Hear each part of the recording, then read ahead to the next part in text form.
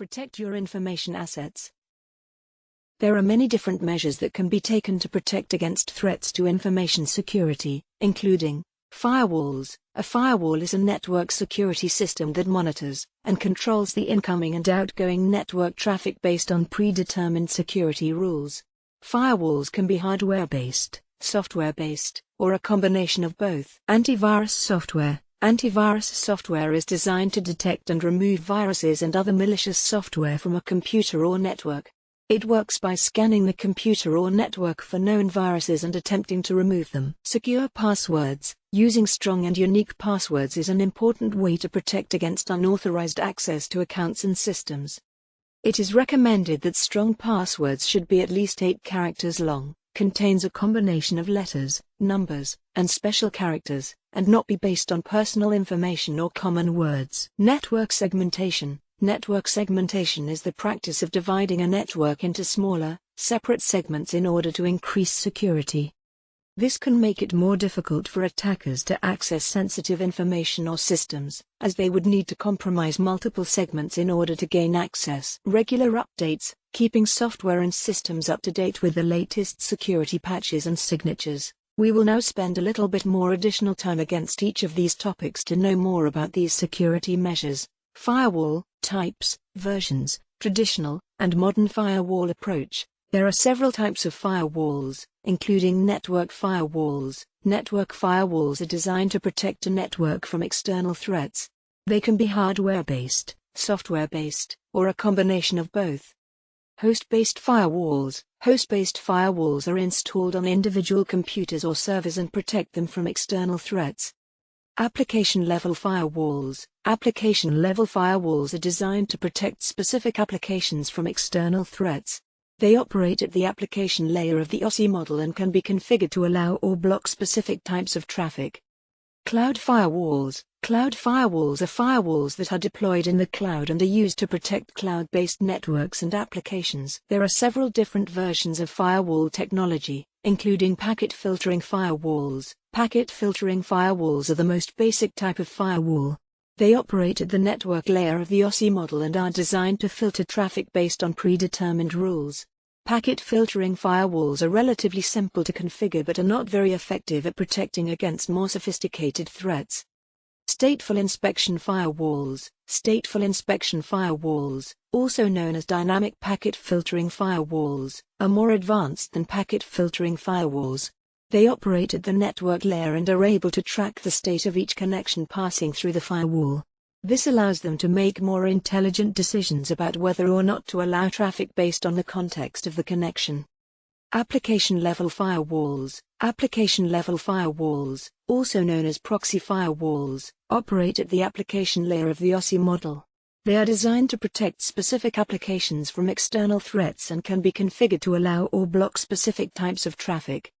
Next-generation firewalls. Next-generation firewalls, also known as Unified Threat Management (UTM) firewalls, are the most advanced type of firewall. They combine the features of packet filtering firewalls, stateful inspection firewalls, and application-level firewalls, and also include additional features such as intrusion prevention and malware protection. Firewall, traditional versus modern approach. There are several differences between traditional and modern firewalls. Operating layer. Traditional firewalls typically operate at the network layer of the OSI model, while modern firewalls can operate at multiple layers, including the network, application, and transport layers. Threat protection. Traditional firewalls are primarily designed to protect against external threats, while modern firewalls can also protect against internal threats and include additional features such as intrusion prevention and malware protection. Traffic analysis. Traditional firewalls are typically limited to basic traffic analysis, while modern firewalls can perform more advanced traffic analysis, such as analyzing the content of packets and identifying patterns that may indicate an attempted attack. Configuration. Traditional firewalls are often more complex to configure and manage, while modern firewalls typically have more user-friendly interfaces and are easier to set up and maintain. Performance. Traditional firewalls can have a negative impact on network performance, while modern firewalls are designed to be more efficient and have a minimal impact on performance. Cost. Traditional firewalls are often more expensive than modern firewalls, especially when additional features and licenses are required. Wait. What is OSI model? Well, let's find out. The OSI model, or Open Systems Interconnection Model, is a framework for understanding how communication occurs between different devices on a network. It was developed by the International Organization for Standardization, ISO, and consists of 7 layers. Physical layer. The physical layer is concerned with the physical connection between devices. It includes the hardware, such as cables and switches, that is used to transmit data. Data link layer. The data link layer is responsible for establishing, maintaining, and terminating connections between devices. It includes the protocols that are used to transmit data across a network. Network layer. The network layer is responsible for routing data between devices. It includes the protocols that are used to identify the source and destination of data, as well as the routing algorithms that are used to determine the best path for data to take. Transport layer. The transport layer is responsible for ensuring that data is delivered reliably and in the correct order. It includes the protocols that are used to fragment and reassemble data, as well as the error-checking mechanisms that are used to detect and correct errors. Session layer. The session layer is responsible for establishing, maintaining, and terminating connections between devices. It includes the protocols that are used to establish and terminate sessions, as well as the mechanisms that are used to manage the flow of data between devices. Presentation layer. The presentation layer is responsible for translating data between different formats. It includes the protocols that are used to encode and decode data, as well as the standards that are used to define the format of data. Application layer. The application layer is the highest layer of the OSI model and is responsible for providing the interface between the network and the applications that run on it. It includes the protocols that are used to access network services and the APIs that allow applications to communicate with the network. Antivirus software, endpoint protection. Antivirus software, also known as endpoint protection, is a type of security software that is designed to detect and remove viruses and other malicious software from a computer or network. Antivirus software works by scanning the computer or network for known viruses and attempting to remove them.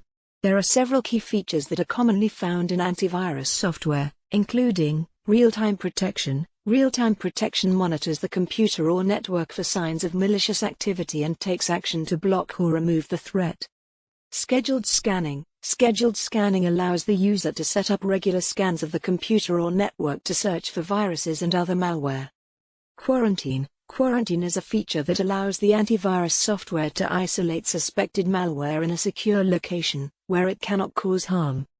Updates. Antivirus software must be regularly updated to stay current with the latest threats. This is typically done through automatic updates that are provided by the software vendor. Antivirus software is an important tool for protecting against viruses and other malicious software, but it is not a complete solution.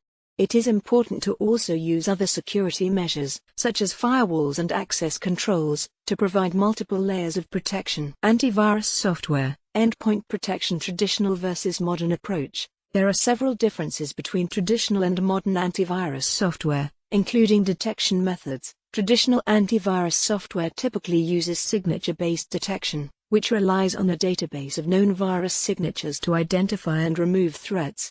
Modern antivirus software also includes heuristic and behavior-based detection methods, which are designed to identify and block new, unknown threats. Real-time protection. Traditional antivirus software often has limited real-time protection capabilities, while modern antivirus software is designed to provide more comprehensive protection in real time.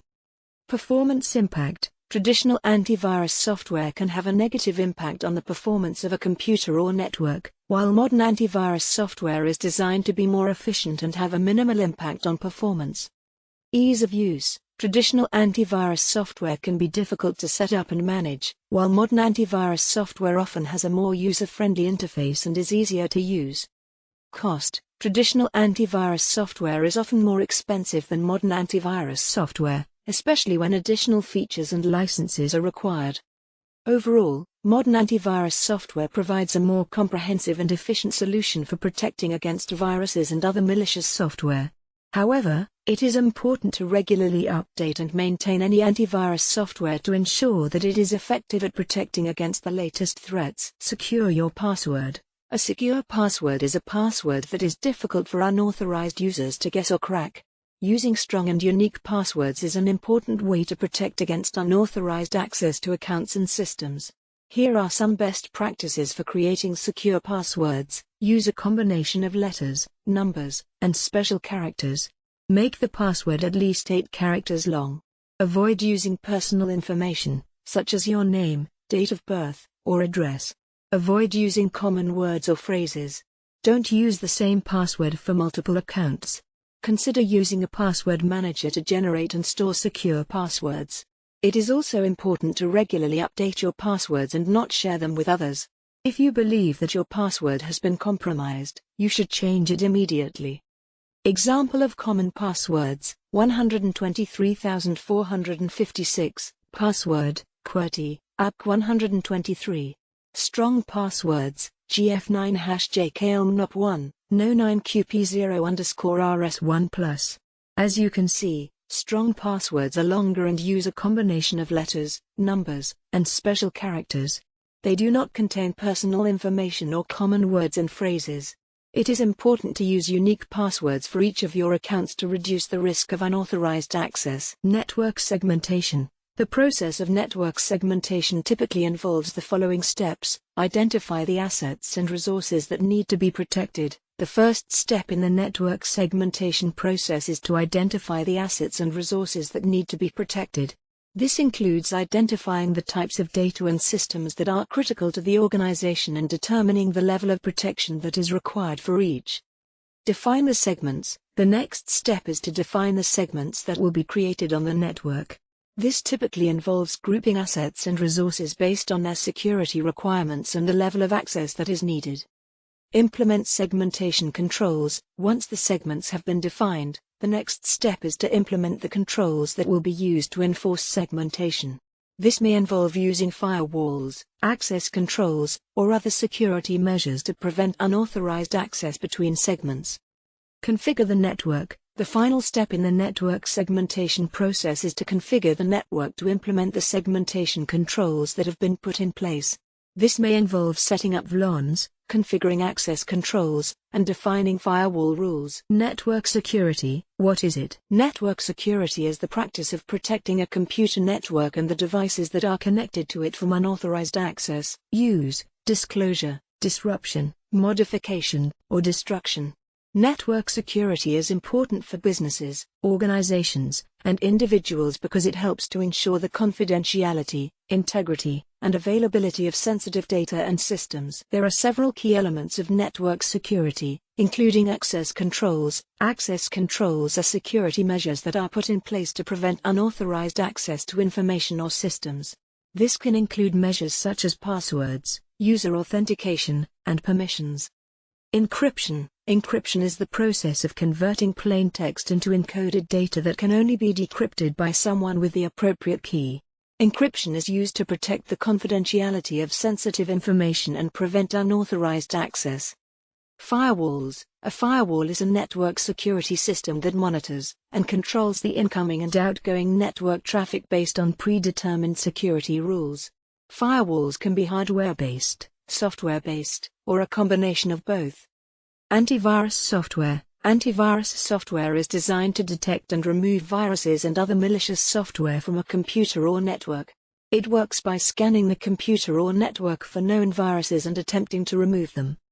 Network segmentation. Network segmentation is the practice of dividing a network into smaller, separate segments in order to increase security. This can make it more difficult for attackers to access sensitive information or systems, as they would need to compromise multiple segments in order to gain access. Network. How do we secure? Securing a network involves implementing a combination of security measures to prevent unauthorized access, use, disclosure, disruption, modification, or destruction of sensitive information and systems. Some key steps to secure a network include: use strong and unique passwords, enable two-factor authentication, use access controls, encrypt sensitive data, implement firewalls, use antivirus software, implement network segmentation, use patch management, conduct regular security assessments. Overall, it is important to use a combination of security measures to provide multiple layers of protection against unauthorized access.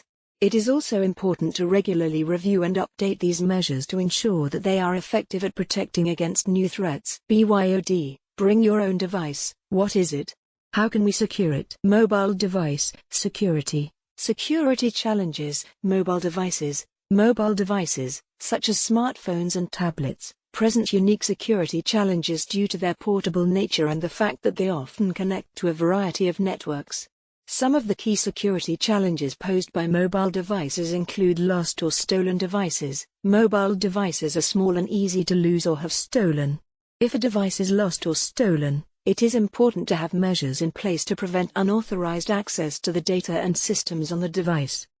Unsecured networks. Mobile devices often connect to a variety of networks, including public Wi-Fi hotspots, which may not be secure. This can make it easier for attackers to intercept data transmitted over these networks. Malware. Mobile devices are vulnerable to malware, such as viruses and trojans, which can be installed through malicious apps or by visiting compromised websites. Lack of encryption. Some mobile devices do not have encryption enabled by default, which can make it easier for attackers to access sensitive data stored on the device. How to secure mobile devices. Use a mobile device management (MDM) solution. An MDM solution can help to secure mobile devices by enforcing security policies, such as password requirements, and allowing the administrator to remotely wipe the device if it is lost or stolen. Use a virtual private network (VPN). A VPN can help to secure data transmitted over unsecured networks by encrypting the data. Install antivirus software. Antivirus software can help to protect against malware by scanning for and removing malicious software from the device. Enable encryption. Encrypting the data on a mobile device can help to protect against unauthorized access. Be cautious when downloading apps. Only download apps from trusted sources and carefully review the permissions requested by the app before installing it.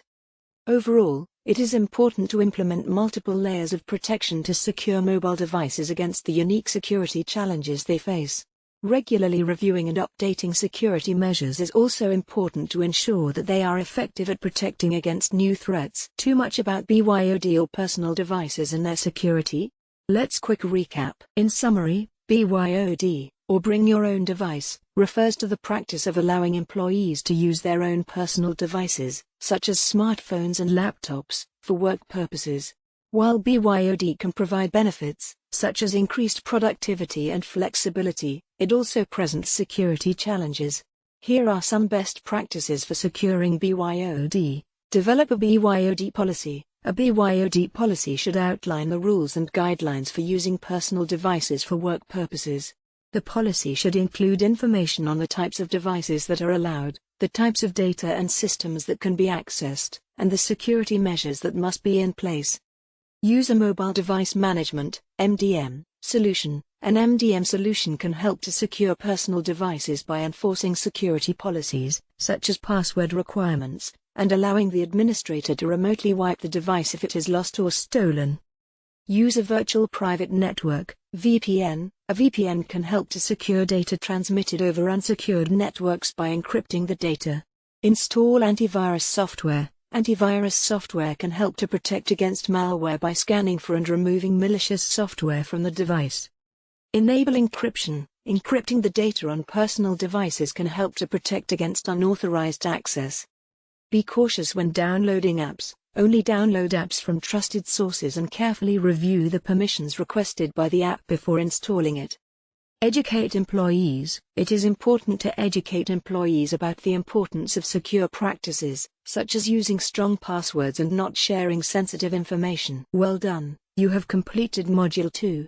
You are now able to 1. Discuss the various measures that can be taken to protect against these threats, such as firewalls, antivirus software, and secure passwords. 2.